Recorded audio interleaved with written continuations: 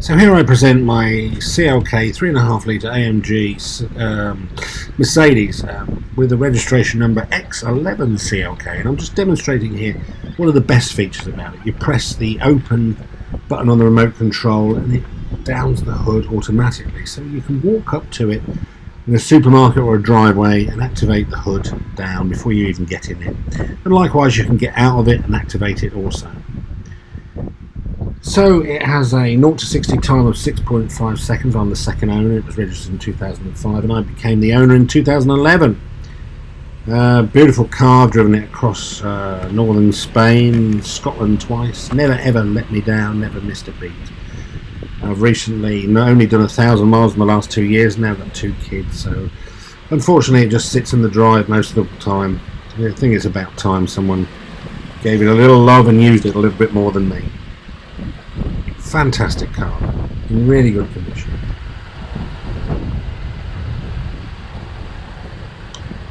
Indeed, when I went to look for one of these, I searched Auto Trader for the highest spec machine. I spent 3 months looking for one and bought this machine. I then spent another 2 years just monitoring Auto Trader, and apart from one 5-litre version, it was the best available and slightly more economical and the same performance as the 5-litre version. Anyway, it has keyless entry, so you basically keep the keys in your pocket and you just go up to it and open it.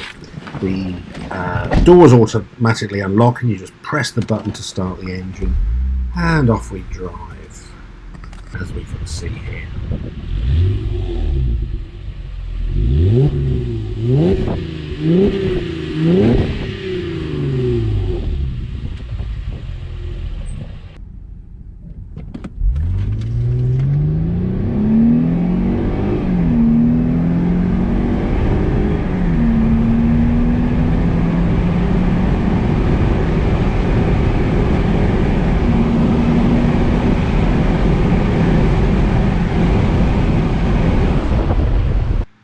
So I must comment here that this is a very aerodynamic open-top car. You know, we're doing 80 mile an hour here, and I've done 100, and still a cap on it. Hardly blows your hair at all. Very, very comfortable indeed with the top down.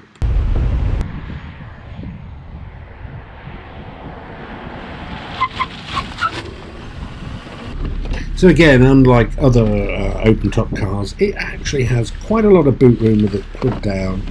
And also that partition there folds away and you actually have quite a lot of space there. Very conventional boot when the hood's up.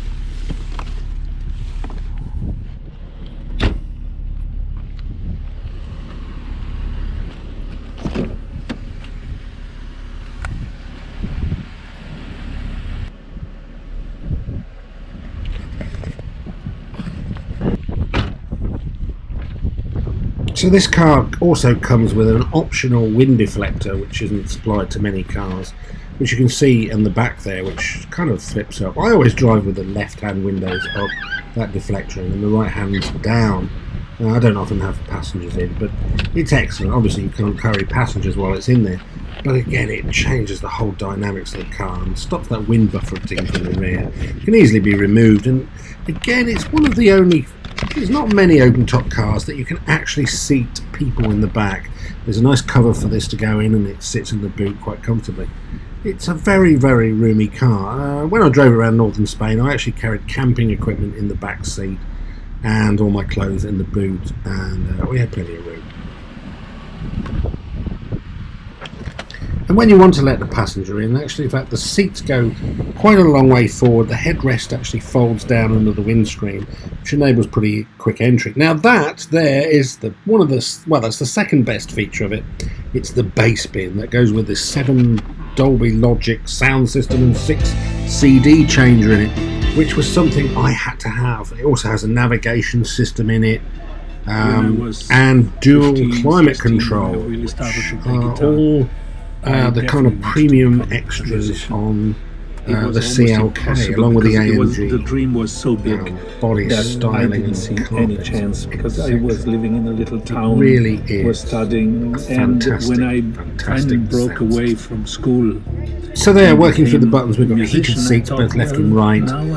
We can unlock the system and turn off the traction control. We've also got a nice feature that if someone raises the headrest at the back, which is they can do if they're a passenger, it interferes with the way the hood goes up. So Mercedes have provided a very nice little button that you can press before you try and activate the hood, and it pops them down again.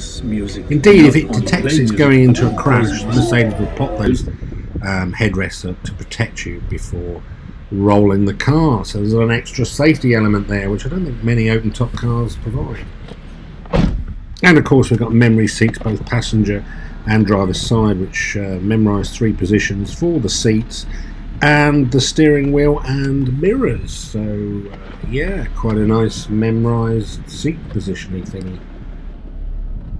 So here we can see the dual climate control, which again is an optional extra, an upgrade. I've regassed the air conditioning so it works perfectly.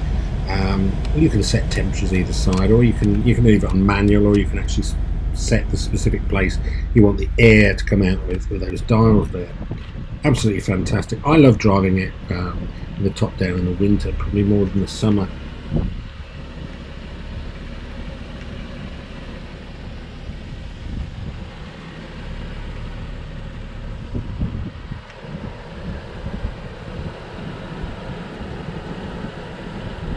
So let's come to a few defects. There are 1 or 2 tiny scratches in this part of the paintwork, and also this bit of the trim here, which is kind of carbon fibre, is kind of slightly deteriorated.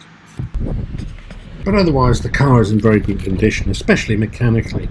I had a broken spring at one point, and I just had all the springs replaced and the shock absorbers. It's been regularly serviced. There's been no expense spared. If anything's ever broken on it, it's always been fixed straight away. There I'm demonstrating 3 clicks on the remote control and the hood goes up. This is an extra add-on, I think it's called Smart Hood or something. It also allows you to take the hood up and down whilst driving below 30 miles an hour, which the standard model would not allow you to do.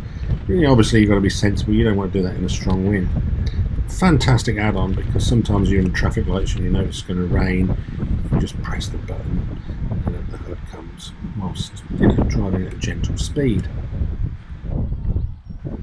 So we also have another add-on which allows you to have Bluetooth telephone pairing, so you can use it with an iPhone or a Samsung or something for hands-free phone dialing.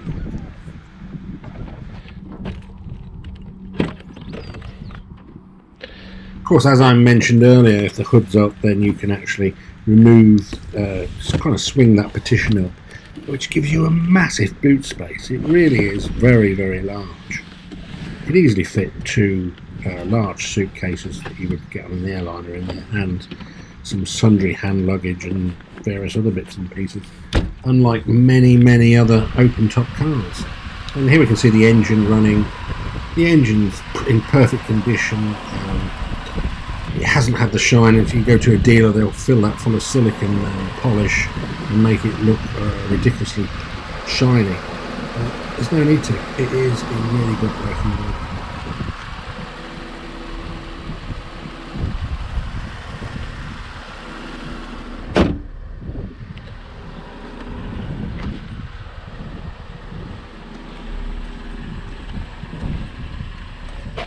So as part of the AMG package, there's this nice spoiler at the front, and AMG carpets inside, nice stainless steel kind of aluminium brake and throttle pedals, carpets in the back, and obviously the performance also 7-speed automatic, very nice. There's also buttons on the back of the steering wheel, so you can kind of where you can put it in manual and control it manually. I always leave it actually in sport, and using the buttons you can kind of set the top gear it's allowed to go to, which means you can, if you want to overtake, you can kick it down very easily using the buttons.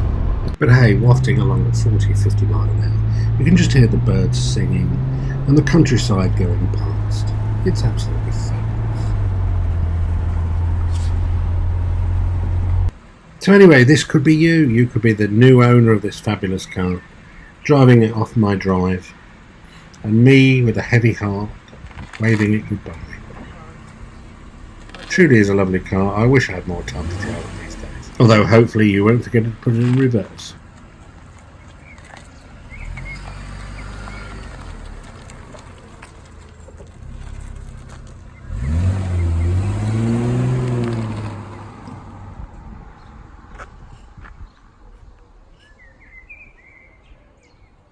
So after making this video, I realised a few things I missed out. One is the four-way lumbar support system. Basically, those controls allow you to pump up various aspects of the seats. You can actually make them more buckety if you want.